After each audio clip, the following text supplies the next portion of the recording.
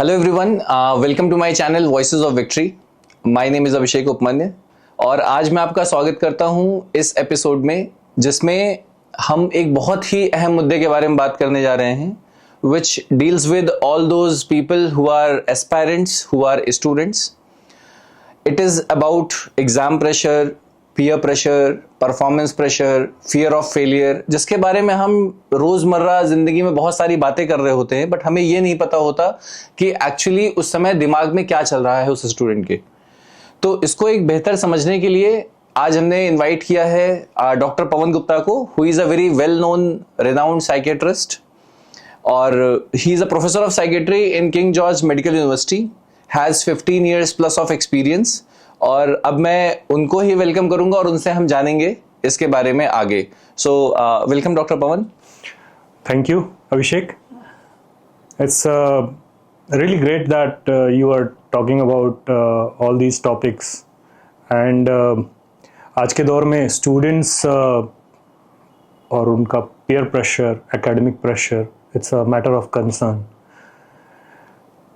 जैसे पूछा आपने कि क्या चल रहा होता है, ऑब्वियसली उनके दिमाग में हमेशा चल रहे होते हैं अपने रिजल्ट को लेकर के कंटेम्पलेशंस कि मैं सक्सेसफुल होऊंगा या नहीं होऊंगा, मैं क्रैक कर पाऊंगा एग्ज़ाम की नहीं कर पाऊंगा। Added with lot of other negative self talk. Some students have a positive self talk, some students have negative self talk. So ये चीज़ें it's a constant, it's a dynamic thing, and along with that student also face lot of issues related to their peer pressure. अगर आपको success achieve करना है तो आप अपने around process ऐसा क्रिएट करिए कि आप जाने अनजाने में उसमें चलते रहें। बहुत इंपॉर्टेंट चीज हाँ, कि आपने अपना टाइम टेबल सेट किया हुआ है, अपना एक टाइमलाइन सेट किया हुआ है and stick to the timeline. तो ना तो पास्ट का गिल्ट ज़्यादा रहेगा, ना फ्यूचर की चिंता ज़्यादा रहेगी, because you are sticking to the timeline. और ये माइंड में आपने सेट कर लिया है, तो एक यार्ड स्टिक ये हुआ। दूसरा, मेरी स्लीप एक्सेसिवली डिसरेगुलेटेड ना हो। मेरा टाइम से सोने का है और मुझे टाइम से नींद आ जा रही है और मैं टाइम से उठ जा रहा हूँ। हाँ, थोड़ा सोने से पहले चिंता हो रही है, it is natural because you are preparing for the stressful thing, but नींद आ जा रही है। लेकिन अगर आपकी नींद कंप्रोमाइज़ हो रही है तब आपको हेल्प सीख करना चाहिए। इस बारे में बताने में कोई झिझक नहीं होनी चाहिए, क्योंकि नींद आज के समय में डिसरेगुलेटेड काफ़ी लोगों की है। और आप सोचिए कि आपकी नींद डिसरेगुलेटेड है जस्ट बिकॉज कि मैं अपने आप को लेबल नहीं करना चाहता, या कहीं मुझे ऐसा लोग ना बोलें कि मैं फ्रस्ट्रेट हो रहा हूँ या मैं कमज़ोर हो रहा हूँ, आई एम वीक, तो इस वजह से हेल्प ना सीख करें, that is a wrong decision. क्योंकि स्लीप आपके ब्रेन को रीबूट करती है, फाइल्स को रीऑर्गेनाइज करती है। कंप्यूटर में जैसे हम कंप्यूटर को रीबूट करते हैं तो हमारी फाइल्स रीऑर्गेनाइज हो जाती हैं, तो हमारे कंप्यूटर में स्पेस ज़्यादा क्रिएट हो जाता है फर्दर इनबॉक्स के लिए। अगर हम उसको रीऑर्गेनाइज नहीं करेंगे तो कंप्यूटर क्लटर्ड होगा, स्पेस भी जाएगा। Same happens with mind. Sleep में ब्रेन जो है कंप्यूटर माइंड को रीबूट करता है, तो स्पेस ज़्यादा क्रिएट होती है। You feel more aware, more perceptive and more recall की चांसेस बढ़ते हैं। तो ये आइडियल टाइम ऑफ स्लीप क्या होना चाहिए? लाइक इट वेरीज, क्योंकि कुछ लोग कहते हैं हम 2-4 घंटे में, 6 घंटे में, सबके अलग अलग अपने वर्जन्स हैं फॉर अ स्टूडेंट। क्योंकि आज का ये जो हमारा एपिसोड है ये मेनली उन हमारे स्टूडेंट्स के लिए, एस्पायरेंट्स के लिए है, तो उनके लिए, क्योंकि वो लोग दिन में 10 से 12 घंटे की स्टडीज़ भी कर रहे हैं। तो आपने एक तो बहुत अच्छा पॉइंट वो बोला कि they should have a proper timeline जिससे वो स्टिक करें, and if they stick then nothing can stop them from getting success. Second, we talked about sleep. So if a student who is putting in like 10 hours, 12 hours of hard work into studies, what should be the ideal time of sleep for that? See, ideal time जैसा कुछ नहीं होता है। कुछ लोग short sleeper होते हैं। आप हर इस बैच में अगर देखें तो कुछ लोग ऐसे होते हैं जो 3-4 घंटा सो करके बहुत अच्छा परफॉर्म करते हैं, वेरी ब्रिलियंट। उनको नींद ज़्यादा नहीं आती, हमेशा उनके स्टडी आवर्स थोड़े ज़्यादा होंगे। बट वहीं दूसरे स्पेक्ट्रम पे कुछ लोग होते हैं जिनको 10 घंटे सोना ही है ना। 10 से 12 घंटे नींद आती है तो 10 घंटे वो एटलीस्ट वो सो पाते हैं, या 8 घंटे सो पाते हैं। ऑन एन एवरेज देखा गया है कि 7 से 8 घंटे की स्लीप एक स्टूडेंट के लिए सफिशिएंट होती है। और वो स्लीप का पैरामीटर क्या होना चाहिए कि हमें नींद आ जाती है, और जब मैं सो के उठता हूँ तो फ्रेश फील करता हूँ। I am ready for the study and all. ये सुबह उठ करके अगर कोई बर्डन लग रहा है, क्या करें, कुछ करने का आइडिया नहीं आ रहा है, then it is a thing which can be problematic, और आपको सोचना चाहिए कि I should have a timeline. इसीलिए एक इसमें एडवाइस होती है कि अगले दिन क्या करना है, इवन वर्किंग हम लोगों के लिए भी, कि हम अगले दिन हमारे टू डू लिस्ट क्या होंगे। अगर हम रात में सोने से पहले उसको लिस्ट अप कर लें तो हमें नींद अच्छी आती है, क्योंकि हमें अब ये नहीं फिगर आउट करना है कि कल क्या करेंगे, क्योंकि सोने से पहले माइंड नेचुरली रिव्यू करता है। आप अगर कॉन्शियसली रिव्यू नहीं करेंगे तो वो अनकॉन्शियस रिव्यू होगा, जिसको रूमिनेशन बोलते हैं, चिंता, है ना। तो चिंता चिता समान इसीलिए बताई गई क्योंकि अगर आप प्लान्ड रूमिनेट नहीं करेंगे, आपने एक टास्क लिया कि मुझे आज सोने से पहले अपने आज के एक बार डे को रिव्यू करना है और कल क्या क्या करेंगे टाइमलाइन के अकॉर्डिंग ही, आप उसको एक बार लिस्ट डाउन कर लो, तो आप जो है सोते वक्त आपको अच्छी नींद आएगी, चिंताएं नहीं रहेंगी। तो ये जरूर करना चाहिए कि अच्छा आज मेरा ये चैप्टर या ये कॉन्सेप्ट खत्म हो गया, या I have completed this question and things, कल प्रोबेबली मोस्ट प्रोबेबली ये पढ़ेंगे। फ्लेक्सिबिलिटी रखनी चाहिए अपने माइंड में कि अगर कुछ हो गया तो मेरे प्लान के अकॉर्डिंग ही जा रहा था, थोड़ा मोड़ा ऊपर नीचे हो सकता है। और जैसे वो पहले के ज़माने में कहते थे कि early to bed early to rise, रात को 8 बजे सो जाओ, सुबह 4 बजे उठ जाओ, जो आज के टाइमलाइन के हिसाब से मतलब किसी स्टूडेंट के लिए फॉलो करना बहुत मुश्किल होता है। बट हाँ, पेरेंट्स जो पुराने लाइक ओल्ड स्कूल पेरेंट्स हैं, उनके लिए तो ये होता है कि नहीं, जल्दी सो जल्दी उठो, सुबह 4 बजे उठ के पढ़ना ही चाहिए। देखो ये जो आइडियाज़ है ना, for a society it is good, they have a sound reason for it कि सुबह उठना चाहिए, जल्दी सोना चाहिए। बट ये अगर हमारी कैपेसिटी पे ही सिर्फ डिपेंड करता तो आज हम, ये तब था जब हमारे यहाँ लाइट्स नहीं होती थी। आज हम रात में बैठे हैं और हमारे ऊपर इतनी ज़्यादा लाइट्स हैं, तो what happening to our brain which is not beyond our conscious control. मेरा मेलेटोनिन जो है सिक्रेशन स्टॉप हो गया, मेरी बायोलॉजिकल क्लॉक शिफ्ट हो गई। आज के समय में अगर हम पॉपुलेशन स्टडीज़ को देखें तो insomnia is not just because of persons conscious choice, it is a social and environmental change. आज लाइट्स हैं, हाई लाइट्स हैं, स्क्रीन्स हैं, म्यूज़िक है, स्टिमुलेशन, तो रात में लोग पार्टी करते हैं। तो जब इतना बड़ा सोशल चेंज हो रहा है तो एक उसमें पर्सन की कॉन्शियस चॉइस कहाँ रह गई। तो स्टूडेंट की जब बात करें तो मुझे लगता है कि पर्सनलाइज्ड और इंडिविजुअलाइज्ड होना चाहिए। आपको अपनी कैपेसिटी गाज खुद करनी है कि अगर मुझे रात में मेरा माइंड थोड़ा ज़्यादा अवेयर हो रहा है तो आप रात में पढ़ो, लेकिन हाँ ये एक बाउंड्री है कि अगर आप 2-3 बजे के बाद जग गए या 12-1 बजे के बाद जग गए तो नेचुरली आपके साथ बहुत सारे नेगेटिव चीज़ें आएंगी। जैसे आपको भूख लग सकती है, आपको क्रेविंग हो सकती है ना, you might smoke, you might crave for T. तो ये चीज़ें वल्नरेबिलिटीज़ बढ़ेंगी रात में डिस्टर्बेंस भी कम होगा बट रात में वल्नरेबिलिटीज़ भी बढ़ेंगी। तो बेहतर है कि अपनी एक लिमिट उतनी ही स्ट्रेच करें। हाँ, देर रात में कई बार रात में इंटरेक्शंस कम होने लगते हैं, लोग फोकस मोड में होते हैं, सोने से पहले पढ़िए। और अगर आपका काम अच्छा हो रहा है ना तो मुझे नहीं लगता कि ये मैटर बहुत करता है कि early to rise, early to bed, early to rise. अगर आपका टास्क अच्छा जा रहा है लेकिन आप सिर्फ किसी के कहने पर कि सुबह उठना चाहिए तो ज़बरदस्ती उठा दे रहे हो या उठ जा रहे हो, भले ही आप उस वक्त डॉज ऑफ हो रहे हो, क्योंकि नेचुरली आपका स्लीप पैटर्न शिफ्ट है। एंड मेरे according it is not a person's conscious choice कि जब आप चाहें तब आप अपनी स्लीप को डिले कर दें, जब आप चाहें तो आप जल्दी उठ जाएं। 1-2 बार हो सकता है, बट अगर आप अपने पैटर्न को देखें तो आपका पैटर्न आपको पता चल जाएगा कि आप लेट स्लीपर हैं या अर्ली राइजर हैं, है ना। तो अपनी बॉडी के रिदम को पहचानना बहुत ज़रूरी है। ठीक है, तो जैसे मैं ये पूछना चाहूँगा कि आपकी तरफ से आज के टाइम पे जो बच्चे प्रिपरेशन कर रहे हैं, कुछ एक जो मेरे अगले 2-4 सवाल हैं वो सीधे सीधे सिर्फ प्रॉपरली स्टूडेंट फोकस्ड हैं। तो वो जो स्टूडेंट्स आज के टाइम पे प्रिपेयर कर रहे हैं इन with all these deviations, with all these things around them, like digital presence, all the pressures that they are handling, उनके उनके लिए आपका क्या मैसेज होगा कि उनको आप क्या एक मैसेज देंगे कि किस तरह से उन सब चीज़ों को बैलेंस करें? क्योंकि बिल्कुल ही कट ऑफ करने से तो वो फिर से उसी बर्नआउट फेज में आ जाते हैं, फोमो में आ जाते हैं। तो वो किस तरह से चीज़ों को अपनी लाइफ को बैलेंस करें सो दैट वो सही रास्ते पे रहे भी, उनको फोमो भी ना हो, एंजॉय भी कर सकें और उनका सिलेक्शन भी हो सके।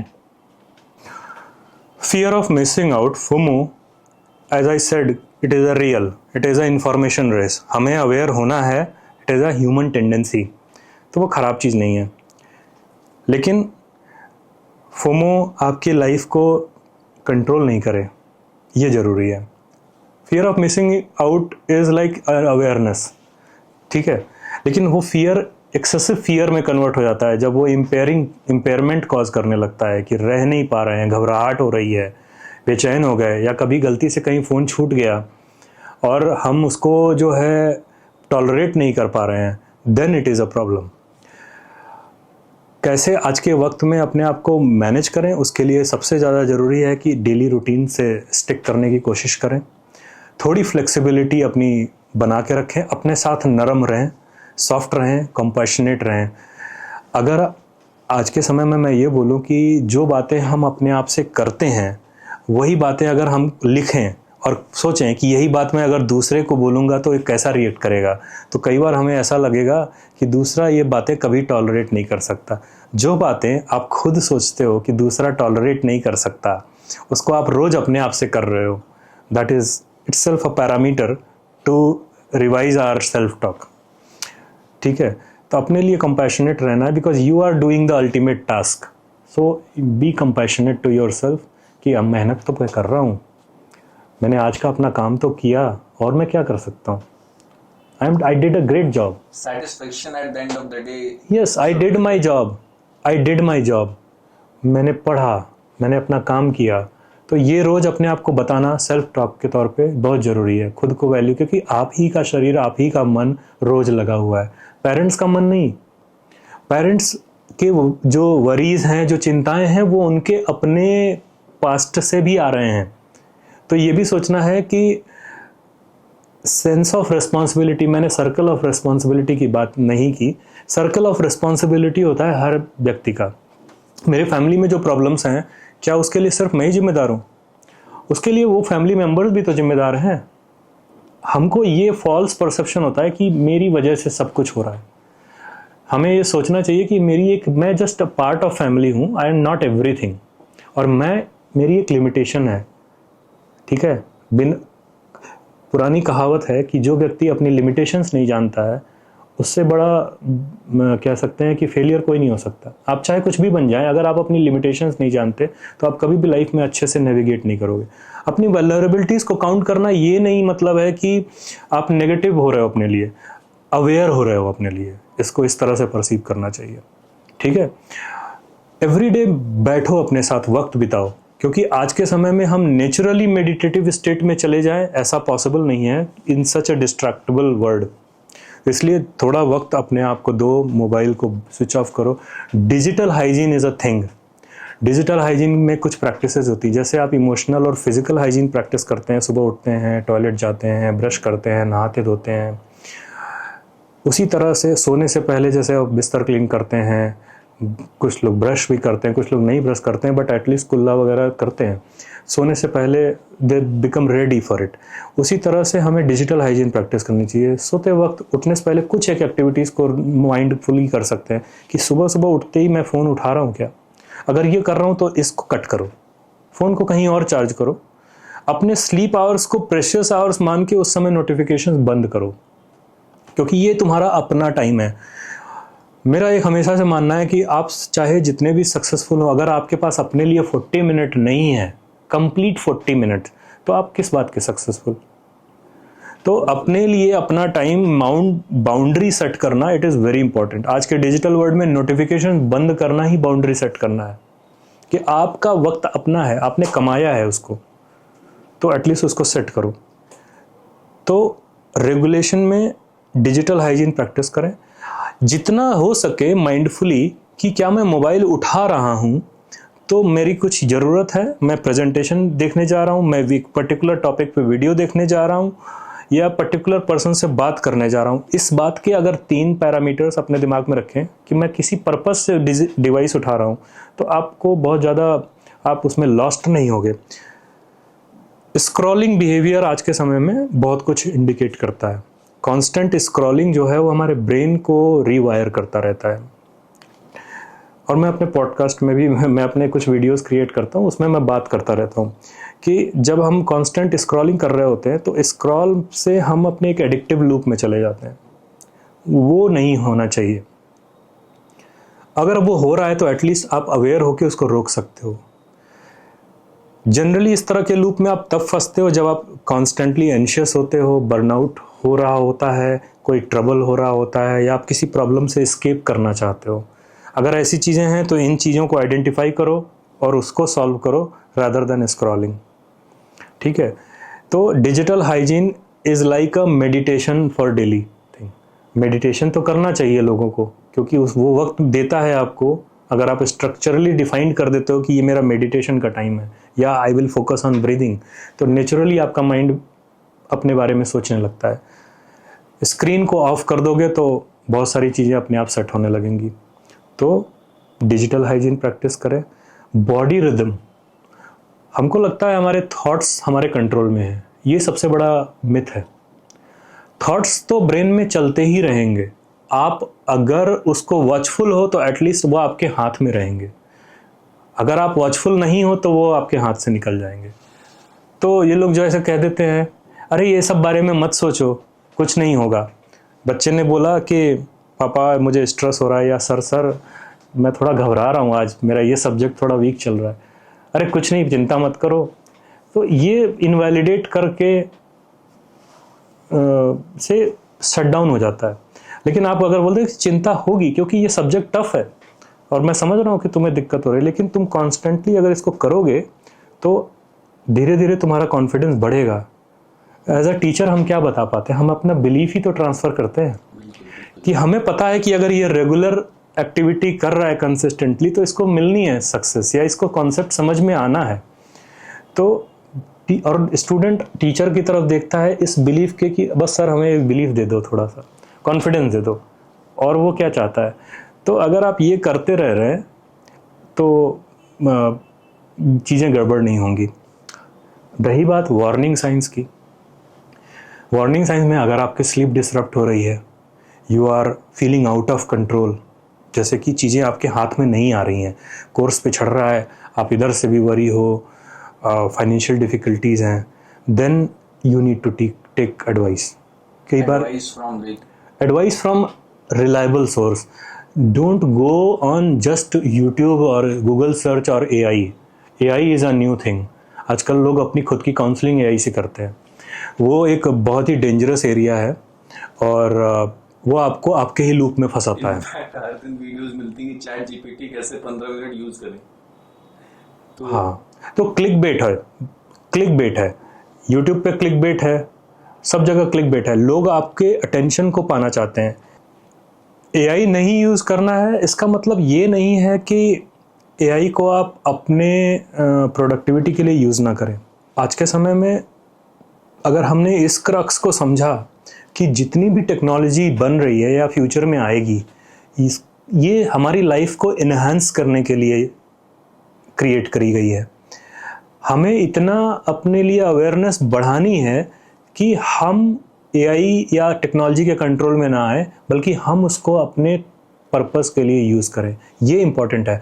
सो यहाँ पर ये समझना है कि AI लर्न करना is a different thing. AI learn करने का मतलब है कि आप स्किल्स सीखिए, आप प्रॉम्प्ट सीखिए, आप उसको कमांड कैसे देंगे, ये बातें मास्टर करना एक स्किल है। लेकिन आप अपनी खुद की problems, mental problems, psychological issues, family problems, personal data अगर आप AI पे डाल रहे हैं, then it is a risky thing.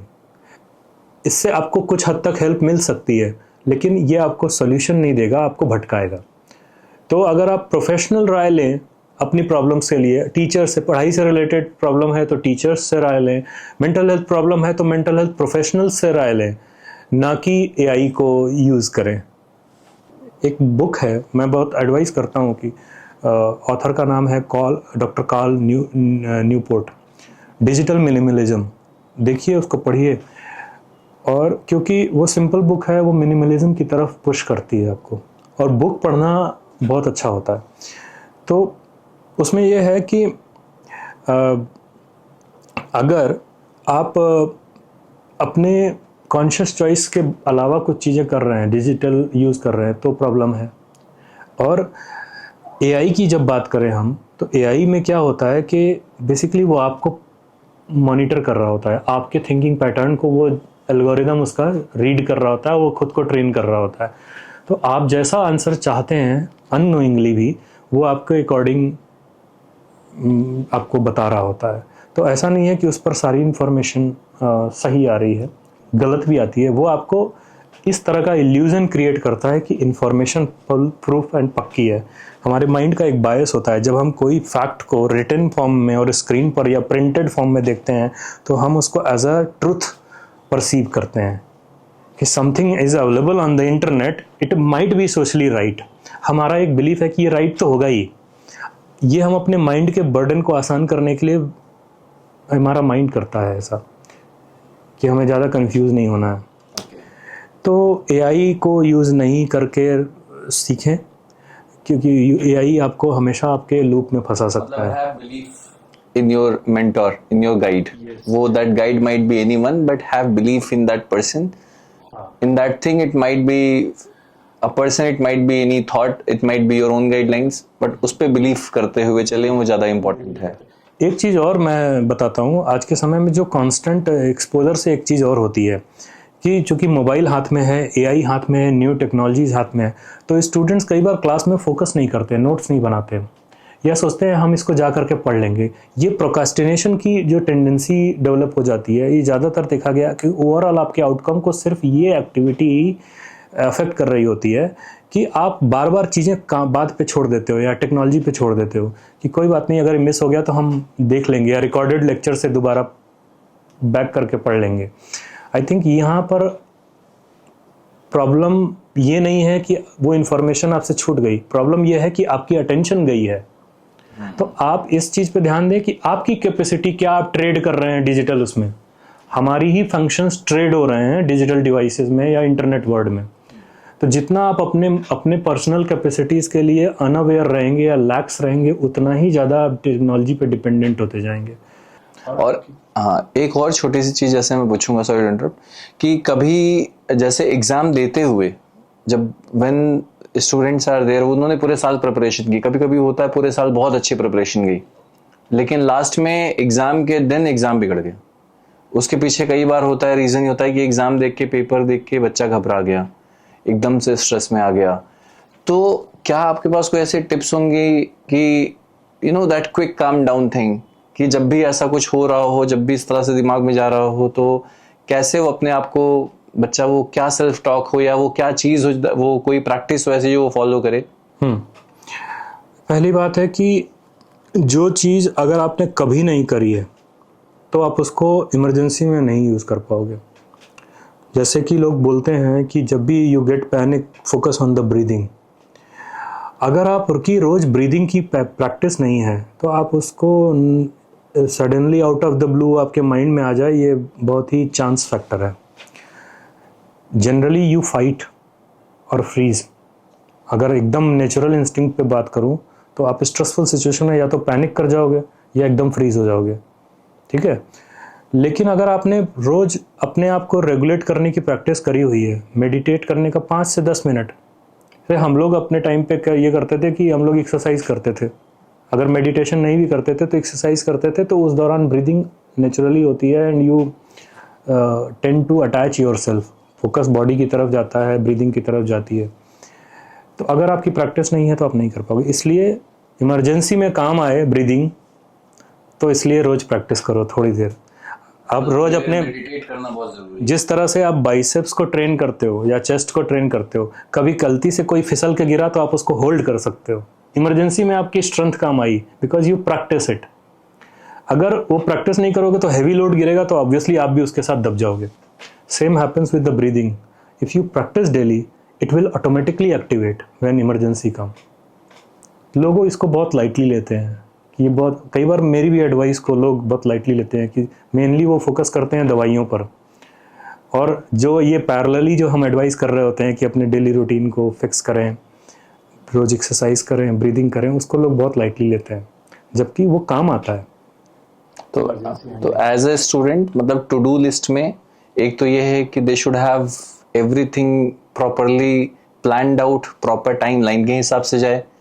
Second thing, they should meditate, exercise daily, digital exposure कम करते हुए थोड़ा सा माइंडफुलनेस और physical activity, breathing exercise, physical activity, digital hygiene, इसको रेगुलरली करना पड़ेगा, नहीं तो दिक्कत होगी।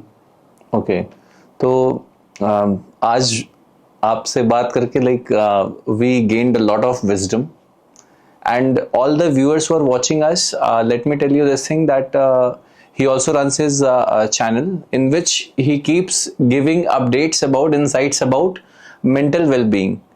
So all those who want to know more about it कि किस तरह से ये वर्क चलता है, कैसा ब्रेन फंक्शन करता है, क्या क्या चीज़ें होती हैं, उसके लिए you can always connect with doctor Pawan through our channel or through his personal channel. So he will always be welcomed, or I am sure that it will help you in your daily routine and organizing your daily task. So thank you so much for being with us, guiding us, telling students. कोई आपका last message?